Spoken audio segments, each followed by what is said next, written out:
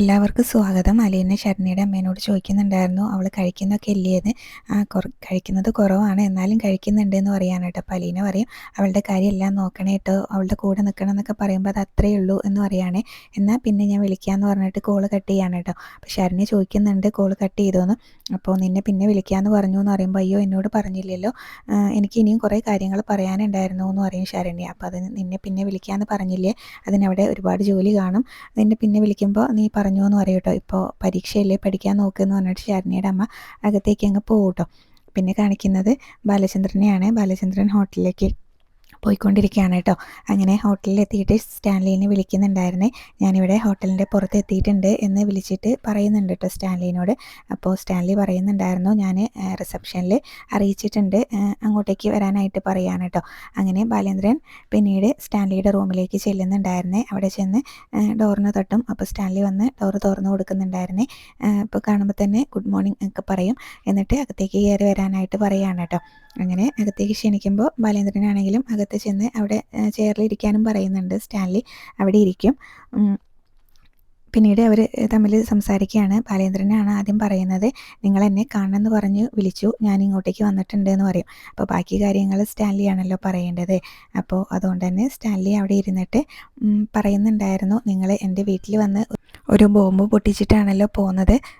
എനിക്ക് 23 വയസ്സായൊരു മകളുണ്ടെന്നും അവൾ നിങ്ങളുടെ വീട്ടിൽ ഇപ്പോൾ സെർവൻ്റായിട്ട് നിൽക്കുകയാണെന്നും അതുപോലെ തന്നെ വൈജയന്തിക്ക് എങ്ങനെ അവൾ മകളാണെന്ന് അറിയത്തില്ല എന്നൊക്കെ നിങ്ങൾ പറഞ്ഞല്ലോ, എന്തൊക്കെയാണ് പറഞ്ഞതെന്ന് നിങ്ങൾക്ക് ഓർമ്മയുണ്ടോ എന്ന് നോക്കിയോട്ടോ. അപ്പോൾ ഇതെല്ലാം ഞാൻ പറഞ്ഞത് തന്നെയാണ്, എനിക്ക് ഓർമ്മക്കുറവൊന്നുമില്ല എന്ന് ബാലേന്ദ്രൻ പറയുന്നുണ്ട് കേട്ടോ.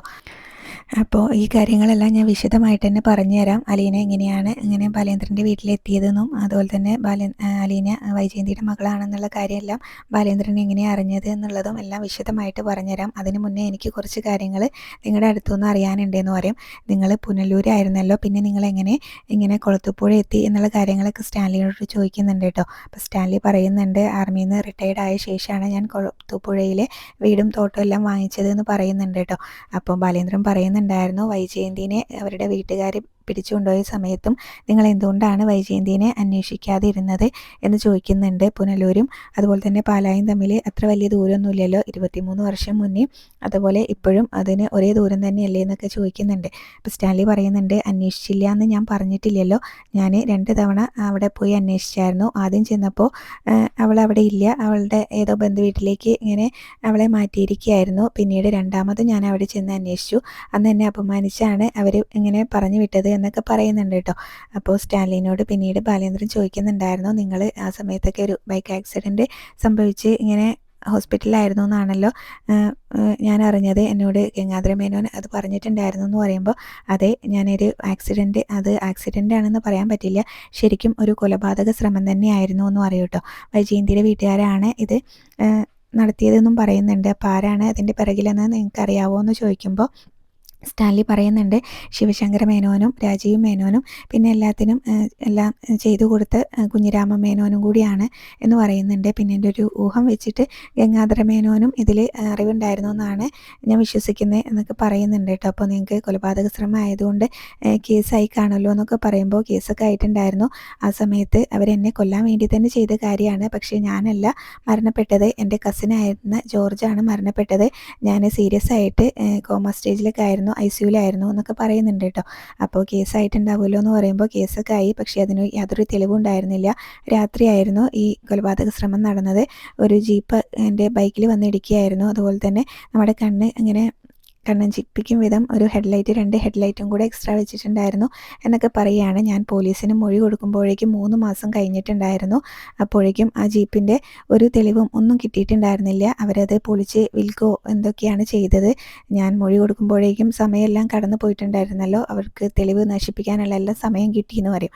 അപ്പോൾ നിങ്ങളൊരു പട്ടാളക്കാരനല്ലേ, നിങ്ങളൊരു പുരുഷനല്ലേ, എന്നിട്ടും നിങ്ങൾക്ക് അവരോട് ഇങ്ങനെ വൈരാഗ്യവും ദേഷ്യമൊന്നും ഇങ്ങനെ തീർക്കാൻ തോന്നിയില്ലേ എന്ന് ചോദിക്കുമ്പോൾ എനിക്ക് ആരോടും ദേഷ്യം ഉണ്ടായിരുന്നില്ല. അങ്ങനെ ദേഷ്യം തീർക്കണമെങ്കിൽ 3 ആൺമക്കളും അതുപോലെ തന്നെ വൈജയന്തിയും പിന്നീട് കുഞ്ഞിരാമ മേനോനും ആ കൂട്ടത്തിൽ നിങ്ങളും ഉൾപ്പെടുമായിരുന്നു അല്ലേ എന്നൊക്കെ പറയാണ്ട്. അതുകൊണ്ട് തന്നെ എനിക്ക് ദേഷ്യമൊന്നും ആരോടും തോന്നിയിട്ടുണ്ടായിരുന്നില്ല. മനുഷ്യൻ ജീവിതത്തിൽ എന്തെല്ലാം വേഷങ്ങൾ കെട്ടുന്നു, പിന്നെ ഞാൻ അതിൻ്റെ പിറകെയൊന്നും പോയിട്ടുണ്ടായിരുന്നില്ല എന്ന് സ്റ്റാൻലി പറയുകയാണ് കേട്ടോ. അപ്പോൾ ബാലേന്ദ്രൻ ഇതെല്ലാം കേട്ടുകൊണ്ട് അവിടെ തലയും താഴ്ത്തിയിരിക്കുകയാണ്. അത് കഴിഞ്ഞ് ഗോവർദ്ധൻ കടപ്പാട്ടൂരിലേക്ക് എത്തുന്നതാണ് കേട്ടോ കാണിക്കുന്നത്. അപ്പം ബാലേന്ദ്രനാണെന്ന് വിചാരിച്ച് അലീന ബാലേന്ദ്രൻ്റെ ഓഫീസ് ബാഗ് എടുത്തുകൊണ്ടാട്ടോ വരുന്നത്. അപ്പോൾ ഗോവർദ്ധനാണ്. അപ്പോൾ ഗോവർദ്ധൻ അങ്കിൾ ആയിരുന്നോ എന്ന് ചോദിക്കും.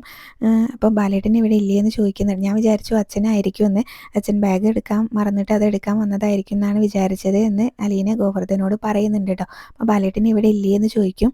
അപ്പോൾ ബാലേട്ടൻ എന്നോട് വിളിച്ചിട്ട് പെട്ടെന്ന് ഇങ്ങോട്ടേക്ക് വരാൻ പറഞ്ഞു.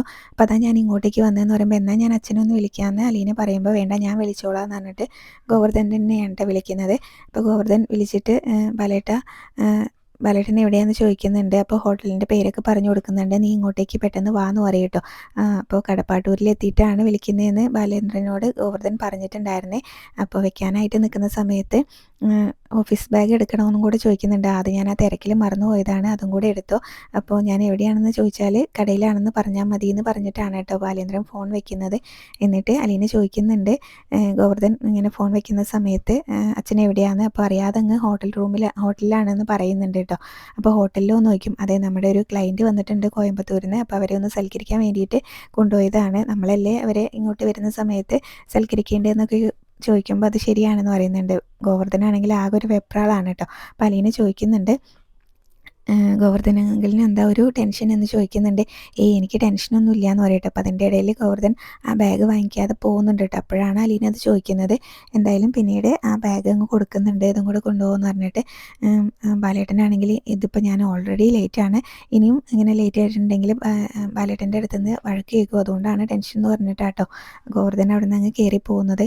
പിന്നീട് സ്റ്റാൻലി ആണെങ്കിലും ചോദിക്കുന്നുണ്ടായിരുന്നു ഗോവർദ്ധൻ ഇങ്ങോട്ടേക്ക് വന്നിട്ടുണ്ടെങ്കിൽ നമ്മുടെ ഈ കൂടിക്കാഴ്ചയ്ക്ക് ബുദ്ധിമുട്ടാവില്ലേ എന്ന് ചോദിക്കുന്നുണ്ട്. അപ്പോൾ ബാലേന്ദ്രൻ പറയും അദ്ദേഹം എൻ്റെ ബ്രദർ ഇൻ ലോയാണ്, സ്റ്റാൻലി ആരാണെന്നും അലീന ആരാണെന്നും ഇപ്പോൾ അദ്ദേഹത്തിന് അറിയാമെന്നും അറിയും കേട്ടോ.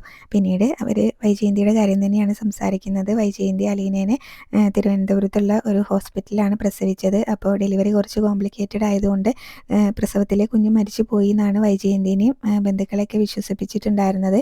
എന്നിട്ട് ഈ കുഞ്ഞിരാമ മേനോനും തിരുവനന്തപുരത്തുള്ള ശങ്കുണ്ണി മേനോനും കൂടെ ഒരു സ്നേഹനികേതനം എന്ന് പറഞ്ഞ അനാഥാലയത്തിൽ അലീനേനെ കൊണ്ടാക്കുകയായിരുന്നു. 22.5 വർഷക്കാലം അലീന സ്നേഹനികേതനത്തിൽ തന്നെയായിരുന്നു. അതിൻ്റെ നടത്തിപ്പുകാരി ബ്രിജിത്താമ്മി എന്ന് പറഞ്ഞ ഒരു സ്ത്രീയായിരുന്നു. അവർക്ക് കരൾ രോഗം ബാധിച്ചതോടെ ആ സ്നേഹനികേതനത്തിൽ ഉണ്ടായിരുന്ന മറ്റ് അന്തേവാസികളെ എല്ലാവരെയും വേറെ അനാഥാലയത്തിലേക്ക് മാറ്റി. അപ്പോൾ അലീനേനെ എന്ത് ചെയ്യണമെന്നറിയാൻ വേണ്ടിയിട്ട് കുഞ്ഞിരാമ മേനോനെ ബ്രിജിത്താമ്മ വിളിച്ചിട്ടുണ്ടായിരുന്നു. അങ്ങനെ കുഞ്ഞിരാമ മേനോൻ സ്നേഹനികേതനിൽ ചെന്ന് അലീനേനെ കണ്ടു. അപ്പോൾ അങ്ങനെ കാല് വയ്യാതായി കിടക്കുന്ന ഭാര്യേനെ നോക്കാൻ ഒരു ഹോം നേഴ്സിനെ വേണമെന്ന് പറഞ്ഞ് അലീനനെ തറവാട്ടിലേക്ക് കൂട്ടിക്കൊണ്ടുവന്നു എന്നുള്ള കാര്യങ്ങളും എല്ലാം വിശദമായിട്ട് തന്നെ സ്റ്റാൻലിക്ക് പറഞ്ഞു കൊടുക്കുന്നുണ്ട് കേട്ടോ.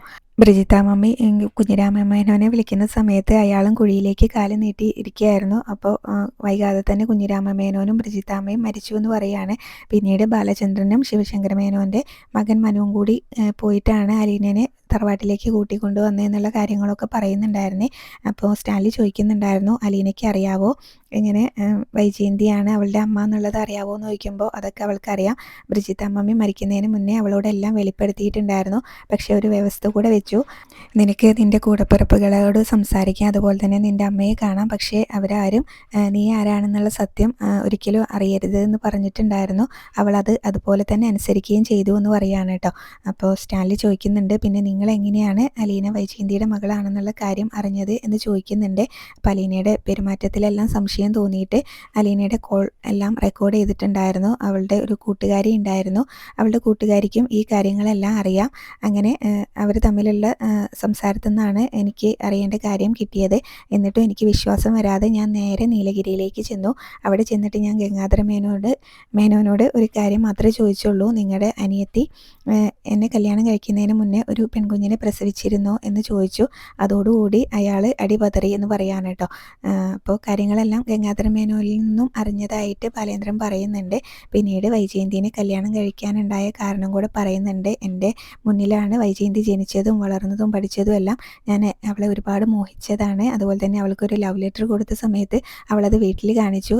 കുഞ്ഞിരാമൻ മേനോൻ അവരുടെ തറവാട്ടുമുറ്റത്ത് വെച്ച് എന്നെ അടിച്ചിറക്കിയിട്ടുണ്ട്. അന്നേ ഞാൻ തീരുമാനിച്ചതാണ് അവളായിരിക്കും എൻ്റെ ഭാര്യ എന്നുള്ളത്.